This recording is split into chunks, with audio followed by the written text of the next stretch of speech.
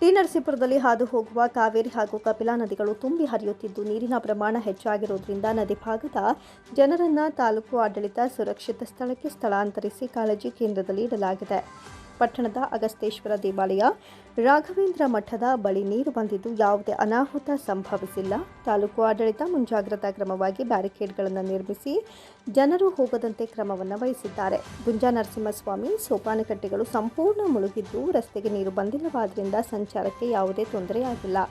ಪಿಟೀಲು ಚೌಡಯ್ಯ ವೃತ್ತದ ಬಳಿ 3 ಅಡಿಗಳಷ್ಟು ನೀರು ನಿಂತಿದ್ದರಿಂದ ಆಟೋಗಳು ಸಂಚರಿಸ್ತಾ ಇಲ್ಲ. ಉಳಿದಂತೆ ದ್ವಿಚಕ್ರ, 4 ಚಕ್ರದ ವಾಹನಗಳು ಸೇರಿದಂತೆ ಎಲ್ಲಾ ಮಾದರಿಯ ವಾಹನಗಳು ನೀರನ್ನು ಹಾದೇ ಸಂಚರಿಸಿದ್ವು. ನೂತನ ಕಪಿಲಾ ಸೇತುವೆ ಅಂಡರ್ ಬ್ರಿಡ್ಜ್ ಕೆಳಗೆ ನೀರು ನಿಂತಿದ್ದು ಆ ರಸ್ತೆ ಯಾವುದೇ ಉಪಯೋಗಕ್ಕೆ ಬಾರದ ಕಾರಣ ಸಾರ್ವಜನಿಕರಿಗೆ ತೊಂದರೆಯಾಗಿಲ್ಲ.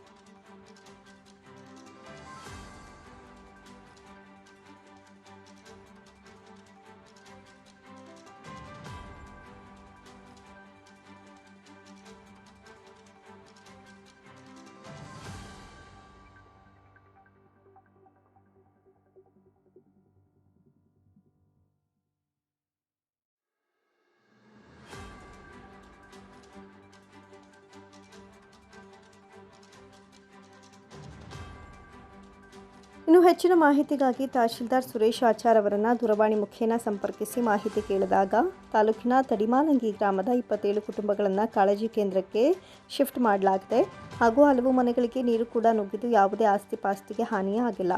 ಹೊಳೆ ಬಂದಾಗ ಆ ಭಾಗದ ಜನರೇ ಮುಂಜಾಗ್ರತಾ ಕ್ರಮವನ್ನು ವಹಿಸುತ್ತಾರೆ ಎಂದರು. ಇನ್ನು ಟಿ ನರಸೀಪುರ ತಾಲೂಕಿನ ಸೋಸಲೆ, ತಲಕಾಡು ಭಾಗಗಳಲ್ಲಿ ಕಸಬಾದ, ಕಿರಿಗಾಸೂರು, ಹುಣಸೂರು ಭಾಗಗಳಲ್ಲಿ ಹೆಸರು, ಉದ್ದು, ಹಲಸಂದೆ ಹಾಗೂ ಭತ್ತ ಫಸಲಿಗೆ ಹೆಚ್ಚು ನೀರು ನುಗ್ಗಿರೋದ್ರಿಂದ ಬೆಳೆಗಳಿಗೆ ಹಾನಿಯಾಗಿದೆ ಎಂದರು. ಒಟ್ಟಾರೆ ತಾಲೂಕು ಆಡಳಿತ ಜನ ಜಾನುವಾರುಗಳನ್ನು ರಕ್ಷಿಸಲು ಎಲ್ಲ ಅಗತ್ಯ ಕ್ರಮ ಕೈಗೊಂಡಿದೆ ಎಂದಿದ್ದಾರೆ.